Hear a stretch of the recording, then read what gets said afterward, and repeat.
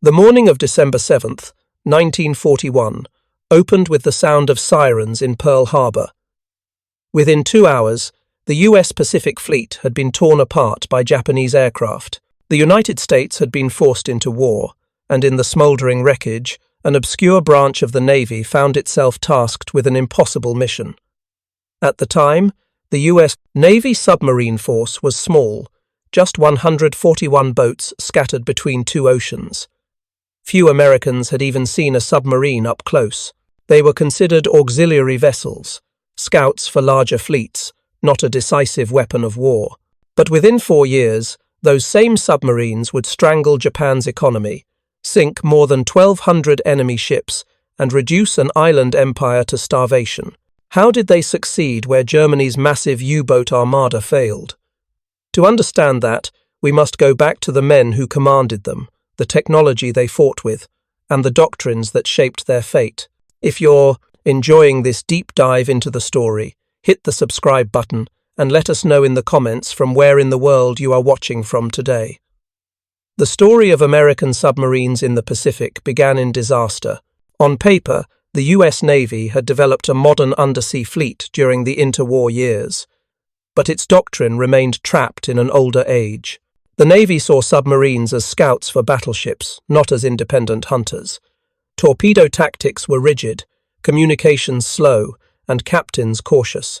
Meanwhile, the Japanese Navy entered the war with its own formidable submarine force, focusing on long-range reconnaissance and attacks on warships. Ironically, neither side initially grasped the true strategic power of commerce warfare, the art of sinking merchant shipping to cripple an enemy's economy. That concept had been pioneered by Germany in the First World War, where U-boats nearly starved Britain into submission.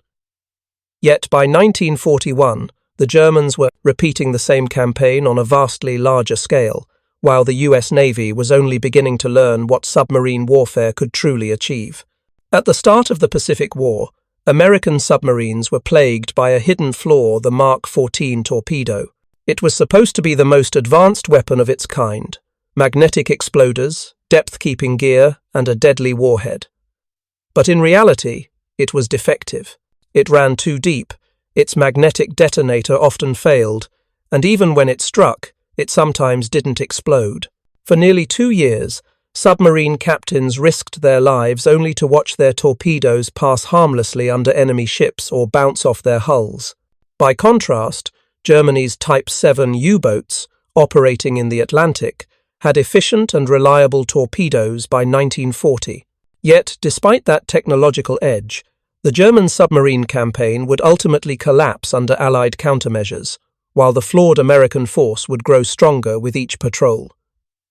To grasp the scale of the challenge, we must remember the geography.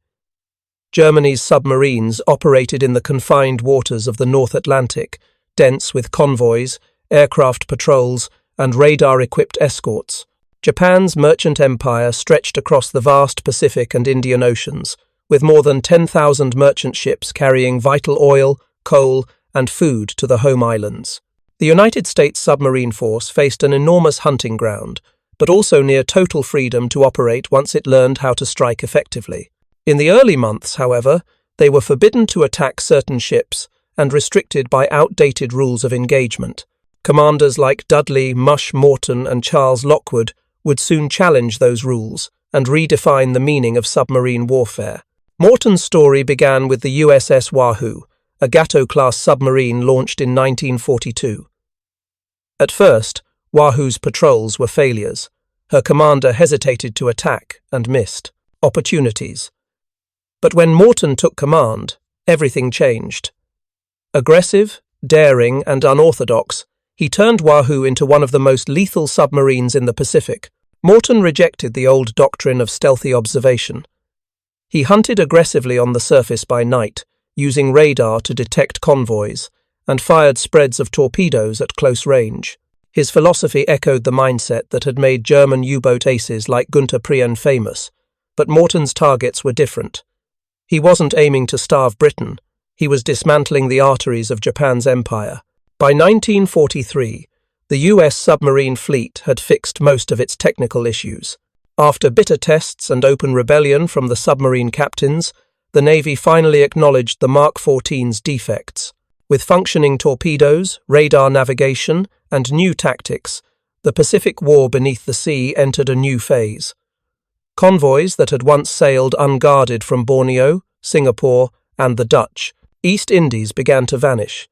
Tankers carrying oil from the southern resource zones were struck down by unseen hunters. Each ship that sank represented hundreds of tons of oil Japan could never replace. And yet, as American submarines began their deadly ascent, Germany's U-boat fleet was dying by the thousands. In the Atlantic, the so-called happy time of U-boat dominance ended abruptly in 1943. Allied radar, code-breaking, and long-range aircraft closed the mid-Atlantic gap. Convoy escorts grew deadlier with hedgehog mortars and depth-charge tactics refined through brutal experience. The German wolf packs, once symbols of technological terror, became hunted prey. By the end of 1944, more than 700 U-boats had been destroyed. Their losses outstripped their kills. In total, Germany launched over 1,000 submarines, but fewer than 300 returned at war's end. Meanwhile, American submarine production continued steadily, and the Pacific Ocean became an increasingly one-sided battlefield. One of the key reasons for the American success lay in logistics. The United States Navy maintained forward bases from Fremantle to Pearl Harbor, with efficient refit facilities, trained repair crews, and a rotation system that kept submarines constantly on patrol. Each submarine could operate for up to 75 days, resupplying with fuel and torpedoes before heading out again. German U-boats, by contrast, operated from France and Norway, hemmed in by Allied air cover, and bombed relentlessly in port. The difference in industrial support meant everything. A damaged American submarine could be repaired and rearmed in weeks. A damaged U-boat often never made it home. Equally important was doctrine. In the Pacific, the U.S. Navy abandoned the cautious mentality of fleet scouting and embraced total commerce warfare. Lockwood, as commander of Submarine Force Pacific Fleet, gave his captains full discretion to attack any Japanese ship, military or merchant. He also fostered innovation, encouraging boldness and even disobedience when necessary. Germany's Kriegsmarine, under Admiral Dönitz, had begun with a similar spirit, but by 1944 it was fighting a defensive war against impossible odds. The Allies had radar, sonar, and codebreakers. Japan, on the other hand, failed to develop an effective anti-submarine campaign until it was far too late. By 1944, American submarines were devastating Japan's shipping lanes. Entire convoys disappeared in the Luzon Strait and South China Sea. The once bustling trade between the home islands and the southern territories had been reduced to a trickle. In that year alone, U.S. submarines sank more than 5 million tons of Japanese shipping, almost half the nation's merchant fleet. The results were catastrophic. Japan's factories ran out of raw materials, its population starved, and its navy could no longer refuel its ships. The silent service had achieved what even the massive carrier battles of the Pacific could not: economic strangulation. At the same time, German U-boats were being annihilated faster than they could be built. For every convoy sunk, 10 submarines were lost. Their crews faced near-certain death. By the end of the war, the U-boat service suffered a 75% fatality rate, the highest of any branch in any nation. Their morale broke under constant air patrols, radar sweeps, and depth-charge barrages. Dönitz's last hope, the advanced Type XXI Electroboot, capable of long underwater endurance, came too late to alter the outcome. The Atlantic had become a graveyard of steel. If you find this story engaging, please take a moment to subscribe and enable notifications. It helps us continue producing in-depth content like this. The contrast between the two submarine campaigns reveals a deeper truth about total war. The Germans believed they could repeat the success of 1917 with larger numbers and better coordination, but they underestimated Allied adaptation. The Americans, meanwhile, began with incompetence and faulty weapons, but they adapted faster than anyone expected. By late 1944, just 1% of the US. Navy's manpower, the submarine force, was sinking over 55% of all Japanese ships lost in the war. No other branch achieved such a disproportionate impact. Yet for the men inside those submarines, victory came at a terrible price. More than 50 American submarines were lost in the Pacific, taking 3,700 sailors with them. Each patrol meant months of confinement in the darkness, breathing recycled air, hunted by depth charges that could crush steel like paper. Survivors recalled the eerie silence before the next detonation, the acrid smell of battery acid, the sweat rolling down their backs as the hull groaned. They knew that if their submarine was hit, no one would ever find their graves. In those claustrophobic tubes of metal, courage was measured not by charging an enemy line, but by holding one's breath while death exploded all around. The Pacific submarine campaign was never glamorous. It existed far from the headlines of Midway or Iwo Jima. There were no cheering crowds, no public heroes, only the steady rhythm of departures and silent returns. Each patrol log told a story written in tonnage, latitude, and fear. The American submariners lived by the mantra, find 'em, chase 'em, sink 'em. And yet behind that simplicity lay a vast network of intelligence, industrial might, and technological innovation that turned a handful of boats into an economic weapon of annihilation. At its peak in 1945, the United States maintained roughly 100 operational submarines in the Pacific.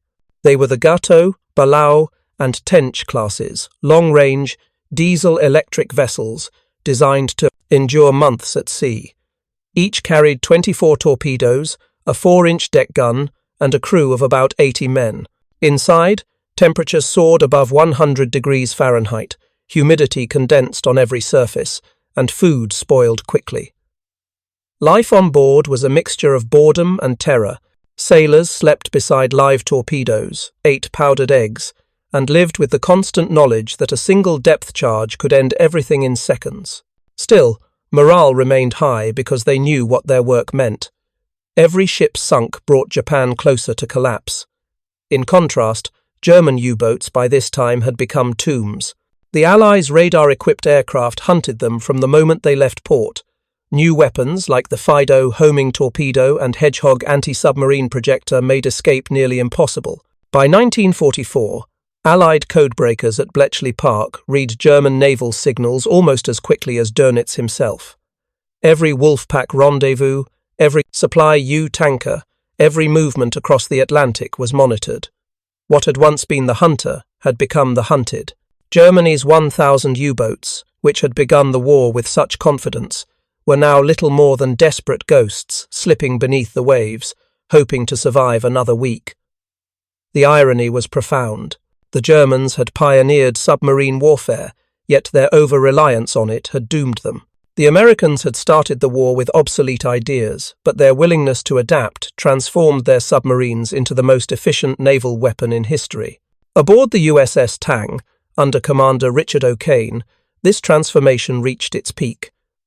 O'Kane was a student of Mush Morton and carried his mentor's aggressive philosophy to new extremes. The Tang prowled Japanese shipping lanes with surgical precision, sinking tankers, troop transports, and freighters in rapid succession. Her success rate was astonishing, over 116,000 tons of enemy shipping destroyed in just 5 patrols. O'Kane's methods, night surface attacks using radar, split-second firing sequences, and minimal evasion delay became the template for all future submarine warfare. But fate remained merciless. On her 5th patrol in October 1944, Tang fired her last torpedo, and it malfunctioned, circling back to strike the submarine herself. O'Kane and a handful of survivors were pulled from the sea by the Japanese. It was the most tragic symbol of the submarine war, victory and death, bound together in one final explosion. By late 1944, Japan's merchant fleet had ceased to exist as a functioning system. Coal from China, oil from Borneo, and food from Southeast Asia no longer reached the home islands. The loss of just one ship carrying fuel for aircraft production could ground hundreds of planes. In Tokyo, factories ran out of raw materials, lights went dark, and the Imperial Navy's mighty battleships lay immobilized for lack of fuel. American submarines had accomplished what bombers and blockades could not. They had strangled an empire to death beneath the waves. Yet the men who achieved it rarely spoke of glory. Their world was one of silence, discipline, and routine. Patrol reports used clinical language, contacted target at 2,300 hours, fired 6 torpedoes, 3 hits observed. Ship sank. Behind those words lay nights of terror, men gripping the deck as depth charges rolled above, waiting for the final hull-crushing blow. There was no music, no speeches, only the creak of metal and the slow ticking of the ship's clock. In that darkness, American submariners learned patience, resilience, and the unbearable cost of success. In Germany, meanwhile, Dönitz's dream of a submarine empire was collapsing. He had once envisioned hundreds of U-boats sweeping the Atlantic in coordinated packs. Instead, by 1945, his new Type XXI, electroboot submarines capable of remaining submerged for days, were too late to matter. Only 2 made combat patrols before the war ended. The ports of Hamburg and Kiel were filled with half-finished hulls, their crews untrained, their purpose already obsolete. The Allied blockade and bombing had severed the logistical arteries of the Kriegsmarine. Germany had run out of oil, steel, and time. The contrast between the Pacific and the Atlantic wars lay not only in geography, but in psychology. American submarine warfare became a story of experimentation and learning of crews improving patrol by patrol. German U-boat warfare became a story of attrition and despair of crews dying faster than they could be trained. When Dönitz surrendered in May 1945, of the 40,000 men who had served in his U-boat fleet, only 10,000 remained alive. It was one of the highest fatality rates in any branch of any service. The sea had claimed them all. For the Americans, the victory was strategic but somber. 52 U.S. submarines never returned, over 16% of the entire force. Each carried about 80 men, meaning nearly 4,000 sailors vanished into the depths. No wreckage, no graves, no letters home, only silence. For decades after the war, their families received no answers. It was not until the 1990s and early 2000s that many of these lost boats, like the USS Wahoo, the USS Grunion, and the USS Legato, were discovered resting on the ocean floor. Their discovery closed old wounds but reopened new questions about what those men endured in their final moments. In pure numbers, the success of the American submarine campaign was staggering. Just 1% of the U.S. Navy's personnel accounted for more than half of all Japanese ships sunk in the entire war. Submarines destroyed over 5 million tons of shipping, including 8 aircraft carriers, 1 battleship, and 11 cruisers. The effect was total collapse. By 1945, Japan's imports had fallen by 97%. Without fuel, food, or ammunition, its military machine ground to a halt.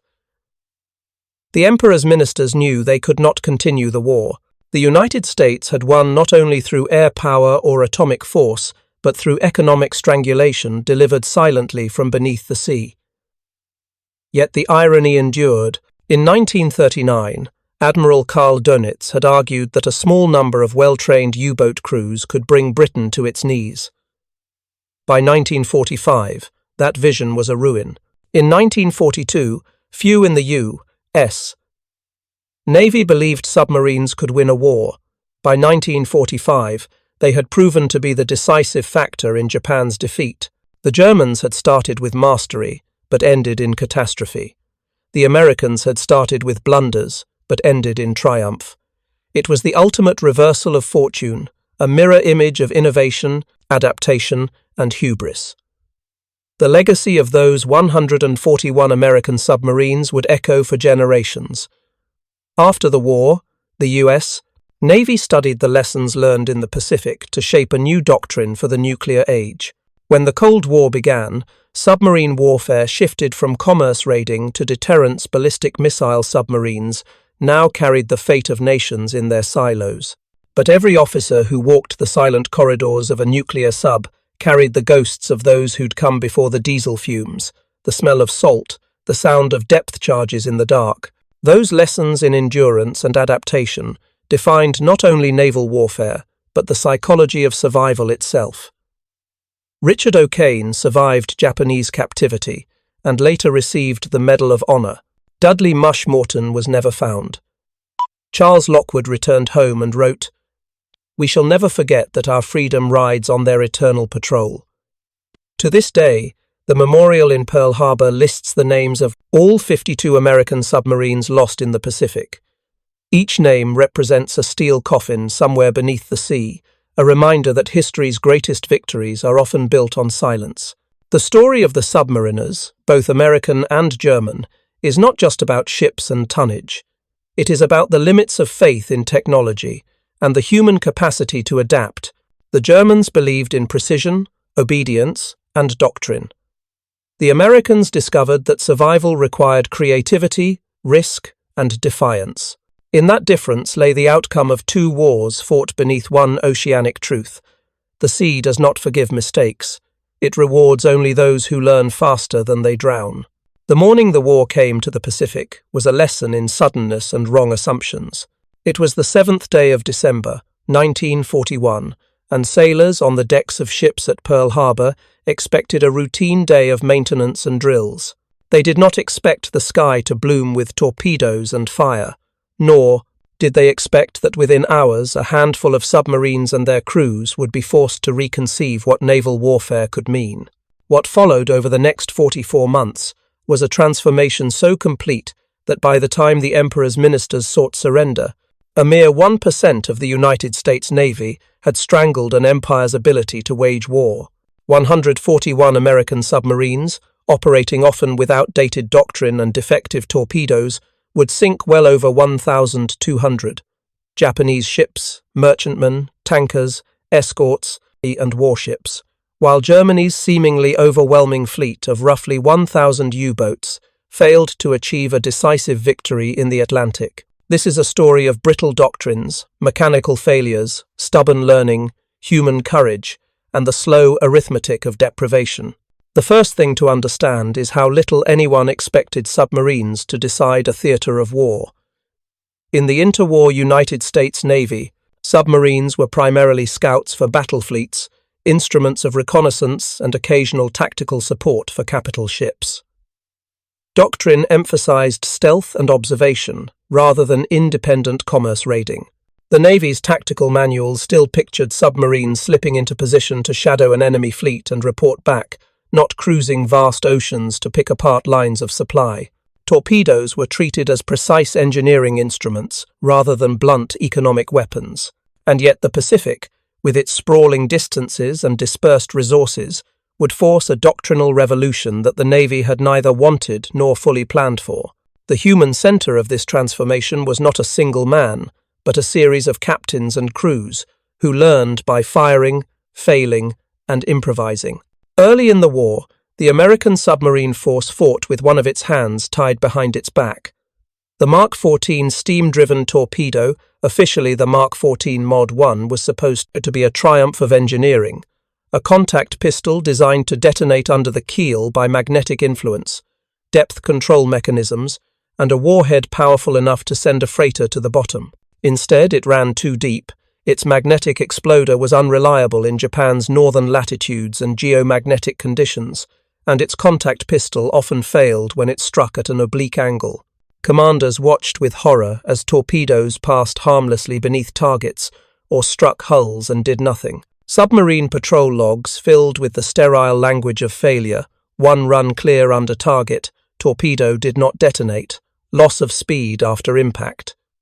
Those logs became the raw material for a bitter struggle between submarine captains, the Bureau of Ordnance, and a bureaucracy reluctant to admit systemic failure.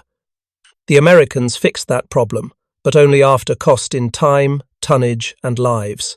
Trials conducted under pressure and at sea forced the Navy to accept the evidence presented by commanders who risked court-martial by reporting torpedo failures.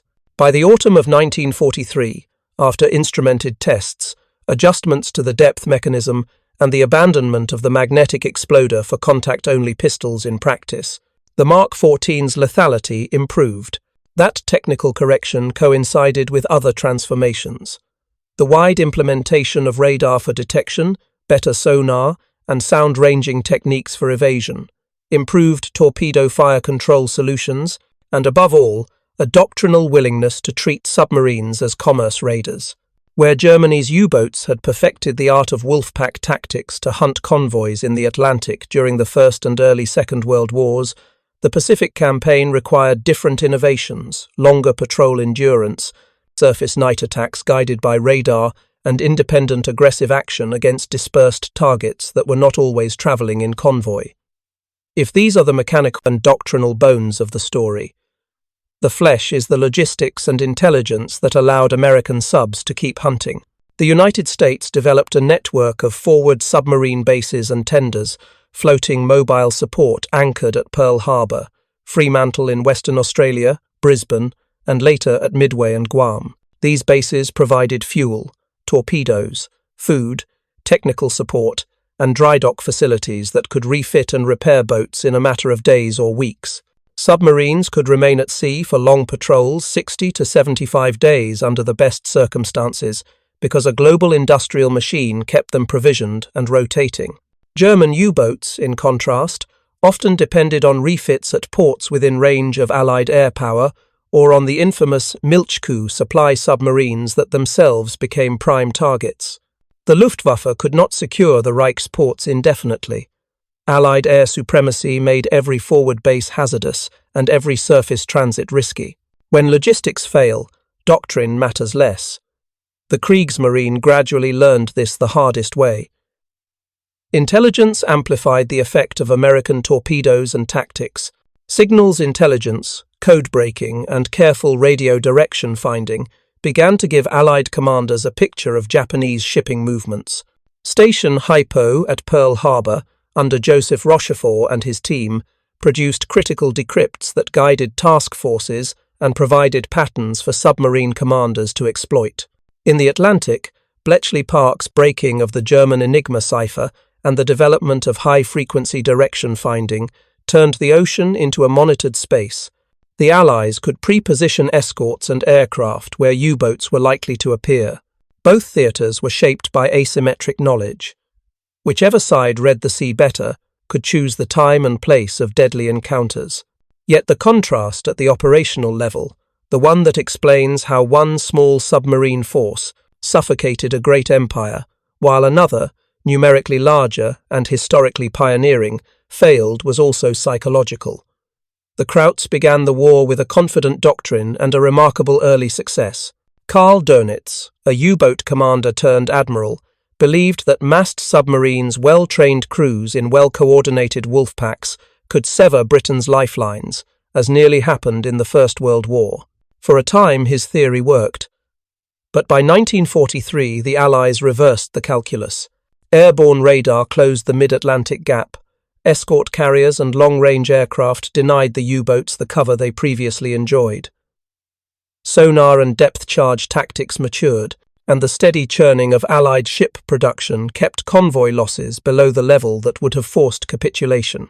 German shipyards, constrained by Allied bombing and resource scarcity, could not replace hulls and crews fast enough. The human cost for the U-boat arm escalated until by war's end, nearly three-quarters of men who served in those boats would not return. In the Pacific, the opposite psychological arc happened. American submarine commanders, people like Dudley "Mush" Morton, Richard O'Kane, and James "Mush" Stewart, shifted from caution to audacity. Morton, taking command of the USS Wahoo, refused to play the role of timid scout. He hunted on the surface by night, using radar to find targets, and launched aggressive attacks at close range. Richard O'Kane aboard USS Tang perfected night surface attacks and rapid salvo firing with such effect that Tang's reported sinkings exceeded 100,000 tons over a handful of patrols. Those are not merely numbers on a report. Each figure represents the burning of a tanker, the crumpling of a freighter's hull, the sudden end of food and fuel shipments that kept the Japanese war machine running. The material reality behind those numbers was brutal and specific. Japan was not an empire with self-sustaining resources. It depended on imports for crude oil, rubber, and many essential raw materials. From the Dutch East Indies, Borneo, and Burma flowed oil and rubber that Japanese industry, aircraft, and naval vessels could not do without. A single tanker carried thousands of tons of oil that would fuel dozens of warplanes and countless ship operations. Take, for example, the loss of tankers in 1944 and 1945. Those months saw a catastrophic attrition rate that America's submarines exacerbated. Without fuel, aircraft production slowed, carrier task forces could not sortie at sustained rates, and battleships sat idle in harbour. When logistics fails, strategy becomes fantasy. Economics moved in cruel arithmetic. By the end of 1944, US submarines had sunk millions of tons of Japanese shipping. Estimates vary with how one counts damaged versus sunk, but the consensus among post-war naval historians is stark. American subs were responsible for destroying roughly 50% or more of Japan's total merchant tonnage lost during the war. That tonnage represented the collapse of a supply network. Rice shipments from Southeast Asia failed to reach the home islands. Coal from China dwindled. Lubricants and aviation fuel ran out in the factories that had once produced the Mitsubishi fighters and the engines for the Yamato-class battleships. The atmosphere in Japanese command rooms changed. The logistics officer's map, once dotted with schedules and convoys, turned into a map of scarcity. Factories that had produced instrument panels for aircraft fell silent for lack of copper. Assembly lines stopped because gearboxes could not be built without imported steel. Not every sinking was dramatic or cinematic. Often, an American sub would find a lone merchantman steaming across the South China Sea at dawn, then report, "Fired 4 torpedoes, 2 observed hits, ship sinking by the stern." The patrol log would move on. The officer of the deck would mark coordinates and time. But that sinking meant more than one less ship. It meant a delay in the chemical that fixed rubber tires for army trucks, a postponement of the coal shipment that heated a steel plant, a ration of rice that would not be delivered to a village on the outskirts of Osaka. In aggregate, such small, quiet losses collapsed national capacity. The human stories threaded through those patrol logs are worth pausing on because they reveal how psychological strain and improvisation combined to produce strategic outcomes. Men lived in submarines under conditions that are difficult for civilians to imagine. Diesel fumes, damp cloth bunks, spoiled canned food, and the unending proximity of crewmates. They slept in 2-hour shifts, kept watches, and trained until their muscles developed the micro-habits necessary for actions that could save or lose them minutes in a firefight. The phrase silent service is literal. When diving, every sound mattered pings on the hydrophone, the metallic whine of an approaching propeller, the thunderous detonation of anti-submarine charges. Psychologically, whatever fear they felt was balanced by a profound sense of purpose. Few sailors outside the submarine pens fully appreciated how much their patrols mattered to other branches of the service. Admirals planning island operations knew that without fuel and materials, amphibious assaults and air campaigns could not be sustained. Submariners understood this. It hardened their resolve. Not every commander was a hero. The Navy contains human contradictions. Some captains evaded risk, reporting small contact totals and returning with procedural compliance but little effect on the Japanese logistics chain. Others took chances, sometimes disastrously so. Risk, in other words, was a variable that commanders could calibrate, and those who pushed more often created outsized effects. Institutional encouragement played a role. Charles Lockwood, a crusader for adaptive submarine doctrine, argued for more permissive rules of engagement and a culture that rewarded bold tactics. Where Lockwood's predecessor had sometimes emphasized strict discipline and cautious reporting, Lockwood encouraged captains to press attacks, to use surface speed at night, and to accept the inherent danger of aggressive commerce warfare. The result was a cultural shift from timidity to tactics that produced results. Meanwhile, the Atlantic taught a different lesson about technological parity and countermeasures. The Germans had reaped early successes with their Type 6 and Type 7 designs, and with Wolfpack tactics coordinated by surface direction. But Allied responses outpaced German adaptation. The development and deployment of centimetric radar, the proliferation of escort carriers providing air cover beyond the range of shore-based aircraft, and improved anti-submarine weapons mortars like Hedgehog and the Fido acoustic homing torpedo altered the balance. Allied air patrols could now detect U-boats on the surface at night, stripping them of their primary refuge. Even the revolutionary Type 21, capable of greater underwater speed and endurance, arrived too late and in too few numbers to reverse the tide. Training pipelines could not supply crews at the rate attrition demanded. Quality fell as quantity became imperative. There is a certain tragic poetry in the comparisons. Germany's submarine strategy was conceptually perfect for a maritime blockade against an island nation, but strategic context and industrial capacity turned that conceptual advantage into ruin.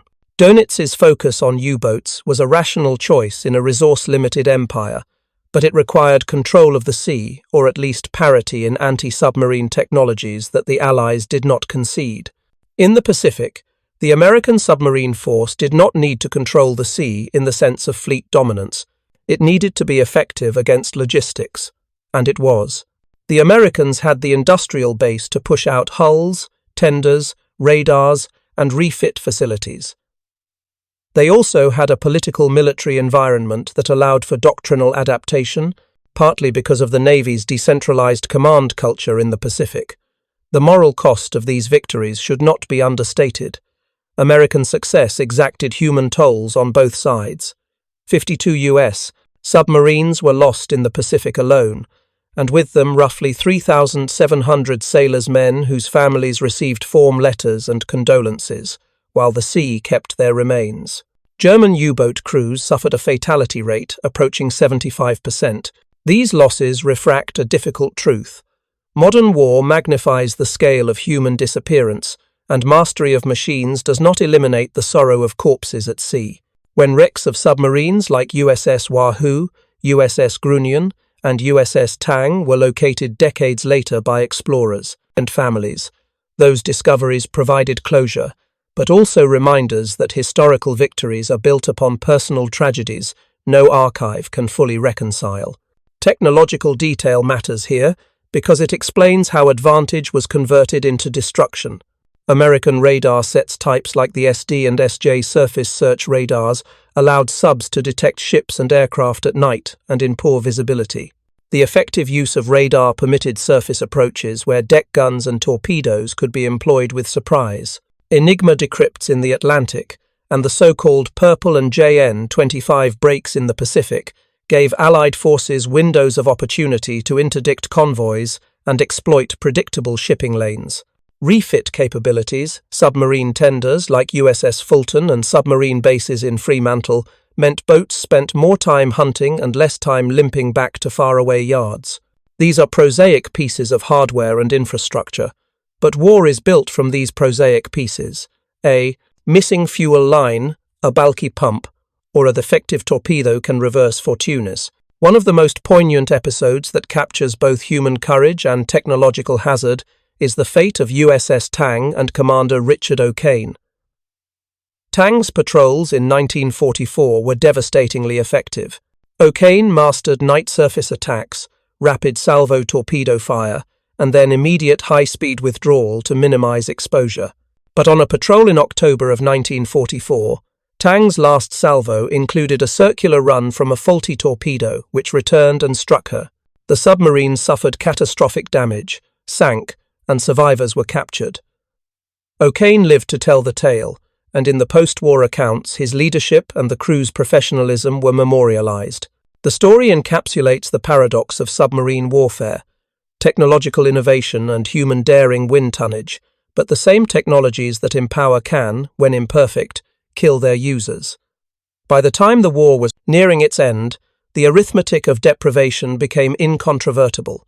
In 1945, Japan's imports had fallen to a few percent of pre-war levels. Shipments of foodstuffs dropped precipitously, fueling famine in urban centers. The Navy could not move fuel to where it was needed. Carriers and battleships rotted in harbours or moved for token sorties. Aircraft production could not be sustained without lubricants and critical metals. What bombing campaigns alone had failed to do over years, submarine commerce raiding had accelerated. Submarine sinkings were silent events with loud consequences. Factories lay idle, production quotas went unmet, and morale within the Japanese home islands frayed. There is a historiographical debate about how decisive submarine warfare alone was in bringing Japan to capitulation. Some historians argue that strategic bombing and the atomic bombs were the decisive factors. Others contend that economic strangulation made an unconditional surrender the only feasible solution.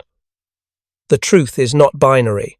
Submarine warfare was one of several decisive pressures alongside air power, island-hopping campaigns, naval blockades, and the eventual entry of the Soviet Union into the war against Japan. But what is indisputable is the disproportionate efficiency of the submarine force. A small, specialized arm of the Navy imposed outsized damage by exploiting a vulnerability, Japan's dependence on seaborne resources that was strategic, material, and ultimately fatal. As the black ash of war settled, navies and strategists read the lessons carefully.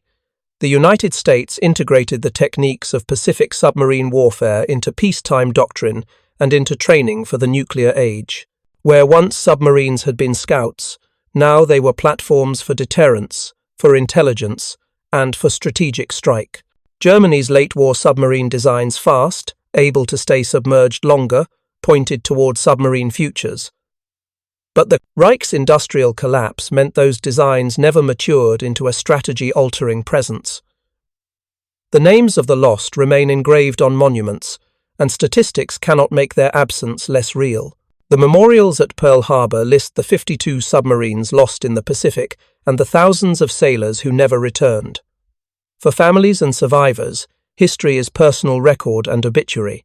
For strategists, it is a set of lessons: control logistics, leverage intelligence, adapt doctrine, and never trust a weapon until it has been tested against reality. There are particular moments that crystallize the arc between failure and mastery. One of them occurred in the spring of 1943, when Admiral Charles Lockwood insisted on changes to submarine doctrine and operations across the Pacific. Lockwood recognized that the bureaucratic resistance inside naval ordnance could not stand against the testimony of captains who reported torpedo failures. He backed operational experimentation, radar surface attacks, salvo firing at close range, and permissive engagement rules. When Lockwood overcame resistance and the Mark 14 was corrected, operations improved quickly. This was not the result of a single genius, but of organizational flexibility and a command climate that accepted risk. By contrast, German naval policy under Dönitz eventually ossified into tactics that could not overcome the Allies' improving sensors and weapons. Personal recollections add a human voice to the cold numbers. Survivors recounted the taste of salt on the lips as they climbed into life rafts, the frenetic patching of bulkheads by hands slick with oil, and the silence after exploding depth charges, a silence that seemed to collect the ghosts of comrades. They wrote about the days when the galley could only squeeze out powdered eggs, and about the small rituals, songs, letters folded into cigarette packs, a joke whispered during a long watch that kept the crew human. Those small acts sustained the machine of war and, in aggregate, shaped its outcomes. By the time hostilities ended, the global order had shifted. Naval warfare would never again be the same. The Pacific submarine campaign taught that sea power is not only the domain of capital ships and carrier task forces, it is also the preservation or destruction of an enemy's capacity to sustain itself. It showed that a focused, adaptive, and well-supported submarine force could have strategic effects far greater than its size would predict. Germany's experience provided a counterpoint. Brilliance without industrial endurance and without the ability to adapt under fire becomes a tragic experiment. The irony at the heart of this history is that innovation and failure often sit side by side. The Mark 14 torpedo was a case of early failure converted into later success through dogged empirical testing. Dudley Morton's aggression was a corrective to timidity, but the same. Aggressiveness could produce recklessness. Richard O'Kane's skill was matched by the capriciousness of a faulty torpedo that would eventually doom USS Tang. War, in other words, is a conversation between human will and material limitation. And so, the numbers that historians quote 141 American submarines, 1,200 plus Japanese ships sunk, roughly 1,000 German U-boats built, are not merely figures. They are a condensation of choices, technical fixes, bravery, loss, and doctrine adapted under pressure. They tell us that a small, well-led, and provisioned force can strike at the arteries of an opponent, and that a numerically overwhelming but logistically strained force can wither under the counter-pressure of technology and industrial might. If you find this story engaging, please take a moment to subscribe and enable notifications. It helps us continue producing in-depth content like this. The final coda is less about lists than about memory. In post-war reflections, Admiral Lockwood and other submarine commanders rarely boasted. They spoke with a tempered voice about sacrifice and about the quiet work that won a war. They also insisted on institutional humility. Procurement and ordnance departments must listen to the crews who use the weapons. Doctrines must be tested in the messy realism of combat, and logistics must be thought of as a strategic weapon, no less than the battleship's turrets. For students of war, the lesson is practical. Match strategy to resources, keep lines of supply secure, and never treat a weapon or a doctrine as incontestable. For those who study the human dimension, there is another lesson. Courage is often less about bravado than about endurance in the face of sensory deprivation and routine terror. Long nights in tiny rooms with the ocean pressing against steel, and the rubbing, grinding work of keeping pumps operational so the next patrol can sail. In the end, the sea's verdict was simple and impartial. It rewarded adaptation, penalized hubris, and turned quiet, persistent hunting into strategic victory. The Americans learned this at the cost of ships and souls. The Germans taught it through the ruin of a doctrine that could not withstand industrial attrition. What remains are the patrol reports, the etched names on memorials, and the hard-nosed lessons for future generations. Thank you for watching. For more detailed historical breakdowns, check out the other videos on your screen now, and don't forget to subscribe.